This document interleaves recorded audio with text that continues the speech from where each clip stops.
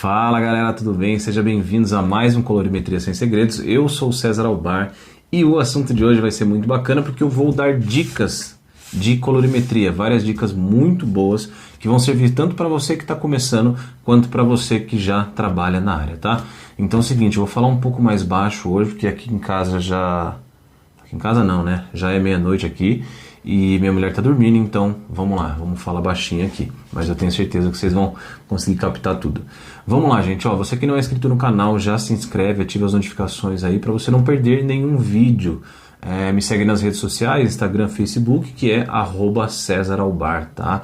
É o seguinte, gente, se você tem alguma dúvida, tem alguma sugestão ou comentário, deixa aqui embaixo, tá? Nos comentários, eu faço questão de ler um a um, tá? Então estou respondendo todas as pessoas que deixam mensagem aqui nos comentários, estou agradecendo cada um de vocês. Então vamos lá, gente, hoje vai ser um papo muito gostoso porque eu vou passar dicas muito importantes, tá?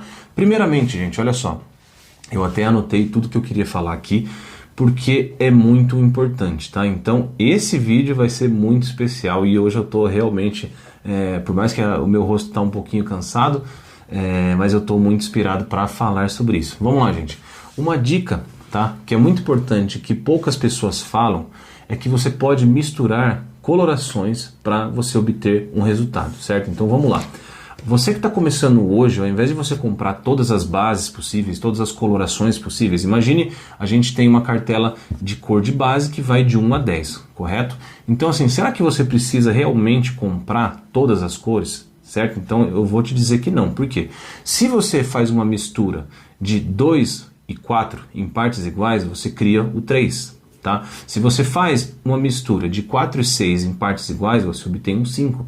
Se você faz a mistura de 6 e 8 em partes iguais, você obtém o 7. Então, isso para quem está começando hoje é muito importante, por quê? Porque você não precisa comprar todas as cores de uma tabela. Entende? Então você pode comprar de repente 2, 3 cores de uma tabela ali, você que está começando um salão ou você que trabalha em um salão que você tem o seu estoque, saiba disso. Então se você mistura 2 cores, uma acima e uma abaixo, você obtém essa cor intermediária, tá? Isso é muito importante. Da mesma maneira que se você misturar nuances, você também obtém esse resultado. Imagine que você tem um 634 com um 834, você faz um 734. Se você tem um 71 com 91, você faz um 81, tá? Lembrando que são em partes iguais, tá, gente? Isso é muito importante lembrar. Mistura de OX, tá, gente? Por mais que hoje tem apenas OX de 10, 20, 30 e 40, algumas marcas, poucas marcas, perceberam que... Sabe quando você vai usar um OX que você fala, puxa, mas 30 é muito e 20 é pouco. 30 vai clarear demais e 20 vai ficar muito escuro. Então, por que não ter um OX de 25 volumes? Então, uma dica muito importante também é que se você misturar oxidantes, né, oxidantes bons, estabilizados e tal, se você mistura 20 com 30, você faz um 25. Se você mistura um 20 com 40, você faz um 30. Se você mistura 30 com 40, você faz um 35. Então, lembrando também que com o OX você consegue criar volumagens intermediárias. Isso é muito importante. Eu trabalho muito assim com ruivos, tá, gente? Assim, muitas vezes eu sei que 40 vai abrir demais, então eu faço um 35. Eu faço um 25. Então, isso é muito importante também e uma dica para quem já trabalha ou quem está começando na área, tá? Vamos lá, gente. Uma outra dica muito importante é sobre fundo de clareamento. Fundo de clareamento, gente, olha só. Esquece, sei lá, tudo que você já ouviu e... Olha só, eu não sei se você vai ter que decorar isso, mas para mim, quando alguém falou isso para mim, foi a maneira mais simples que eu consegui guardar e para mim eu levo isso aí até hoje. Vamos lá. De 1 a 5, eu tenho fundo de clareamento vermelho. 6 e 7, fundo de clareamento laranja. De 8 até 10, eu tenho fundo de clareamento amarelo. Simples assim. De 1 a 5, vermelho. 6 a 7, laranja. E de 8 a 10, eu tenho amarelo. Lembrando que no 5, eu já tenho um residual de laranja. Então, eu tenho um fundo de clareamento vermelho com laranja. No 7... ele é laranja, porém ele tem um residual de amarelo. Então, só são nesses dois que você tem que contar ali, tá certo? Então, assim, de 1 a 5 eu tenho fundo de clareamento vermelho. Lembrando que no 5 eu tenho um residual já de laranja. 6 e 7 ele é laranja. Lembrando que no 7 eu tenho residual amarelo. 8, 9 e 10 eu tenho um fundo de clareamento amarelo, tá? Então assim, é simples assim, eu decorei assim, não que eu decorei, realmente eu guardei isso e foi a maneira mais simples que eu já ouvi na minha vida de você saber o que é um fundo de clareamento. Tá certo que quando a gente fala sobre fundo de clareamento, a gente pensa, ou o fundo de clareamento pode me ajudar, como me ajuda quando eu trabalho muito com ruivos, né? Ou eu tenho que pensar como eu vou neutralizar um fundo de clareamento indesejado. E aí é só você lembrar do que? Estrela de Oswald, que nós vamos falar agora também. Estrela de Oswald é muito fácil, tá bom, gente? Assim, mas são as partes mais importantes, assim, um dos pilares da colorimetria, tá? Estrela de Oswald nada mais é do que 3 cores primárias, e dessas 3 cores primárias você cria qualquer cor, tá? Quando a gente fala em neutralização, é quando eu tenho as 3 cores primárias, correto? Então assim, lembrando, azul, vermelho e amarelo, essas são as 3 cores primárias, e quando você junta 2 cores primárias, você faz uma cor secundária. Tá? Então, essa é a Estrela de Oswald. E aí, realmente, é só você lembrar lá na nossa infância que a gente pegava guache e mexia com guache, certo? Onde eu tenho, de repente, um azul com vermelho, eu formo o roxo. Eu tenho um vermelho com amarelo, eu formo o quê? O laranja. E eu tenho o amarelo com o azul, eu formo o verde, né? Então é isso, gente. Então são as 3 cores primárias que juntas, né, elas formam a neutralização. As 3 cores primárias juntas, ela tem uma neutralização, tá? E quando eu tenho 2 cores primárias em partes iguais, eu tenho uma cor secundária, tá? E uma das coisas muito importantes também, gente, quando a gente vai trabalhar com cor, tá? Além dessas dicas que eu já passei, é assim, a cliente, eu já vou te passar todo o diagnóstico, tá? A cliente chegou até o seu salão. Qual que é a primeira visão que você tem que ter do cabelo dela? Tá, beleza, vamos lá.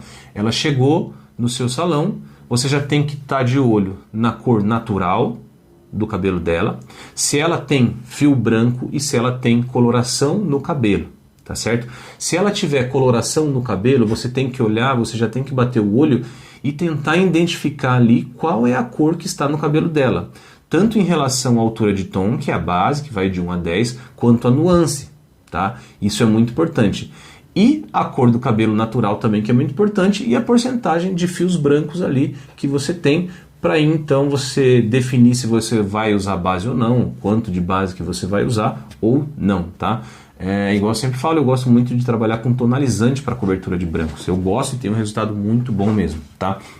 Outro detalhe, quando eu trabalho com coloração para cobertura de branco, muitas vezes, aliás, e na maioria dos casos, eu uso oxidante de 10 volumes, tá? A gente tem uma cobertura de branco com 10 volumes, sim, lembrando que se eu tenho um cabelo muito poroso, aí você não vai conseguir ter uma cobertura de branco com 10 volumes, tá, gente?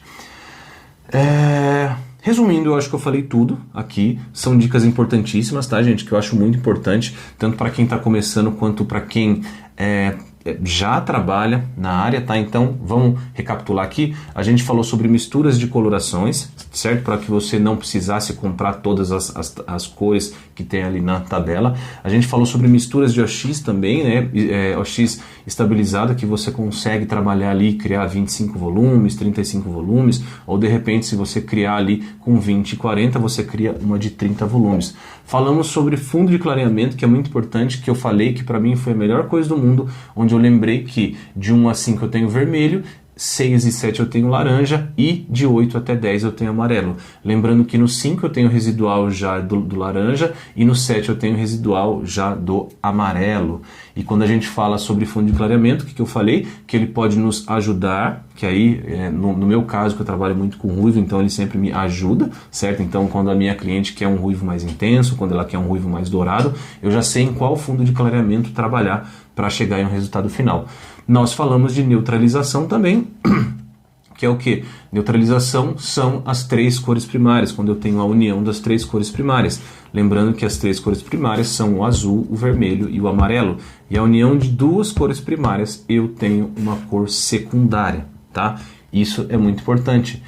E eu falei sobre esse diagnóstico que você tem que ter, de você identificar a cor natural, o diagnóstico que você tem que fazer, que você tem que entender qual a porcentagem de fios brancos, qual é a coloração que ela usa, porque muitas vezes, aliás, e na maioria das vezes, ela não sabe o que ela usa, tá? Porque quem vai em salão, as clientes que vão em salão, elas não sabem a cor que é usada, tá? Isso é muito comum. Já diferente da pessoa que faz em casa, que ela compra a própria cor e ela passa. E geralmente as pessoas que fazem cabelo em casa, a maioria tem cabelo escuro, tá, gente? Então vale lembrar isso, tá? Um outro detalhe que é muito importante também, você entender o processo que você vai fazer para chegar no resultado final. Isso talvez seja o mais importante ainda. Você precisa entender tudo isso. Você olhou, você bateu o olho, você sabe qual é a cor natural do cabelo dela. Tá, aí você bateu o olho, você vai entender qual é a cor cosmética que está no cabelo dela, você vai entender qual é a oxigenada que você vai usar, tá? Um outro detalhe muito importante aqui, que já está dando 11 minutos, mas eu vou falar, é a questão de como que você vai usar oxidante, tá, gente? Então, assim, é isso. Quando a gente quer trabalhar com depósito de pigmentos, certo? E manter um tom sobre tom ali, a gente pode trabalhar com 10 volumes, tá? E ainda assim a gente consegue fazer cobertura de brancos. Quando eu quero clarear, tá? 2 tons, 3 tons, 4 tons, aí sim você vai trabalhar com oxigenada de 20, 30 ou 40 volumes, tá? Então, assim, não importa que você está usando uma coloração 8, 9 ou 10, mas se você não souber trabalhar com a oxidação, ele não vai clarear o nível que ele precisa clarear, porque também o que define junto com a cor ali o nível de clareamento que você vai ter é o oxidante, tá? Então, assim, eu acho que ficou bem claro tudo que eu falei, mas mais uma vez eu digo, se ficou alguma dúvida, deixa nos comentários. Eu acho que essas dicas são muito valiosas e assim, são dicas, como eu sempre gosto de falar, realmente colorimetria sem segredos aqui. A gente vai bater um papo, a gente vai se conhecer melhor. Então é o seguinte, deixa nos comentários aqui se você tem alguma dúvida, se você tem uma sugestão e nós vamos nos falando. Então agora, 00:13 aqui, eu vou ficando por aqui, fiquem com Deus. Um beijo no coração de cada um de vocês e a gente se vê no próximo vídeo. Valeu!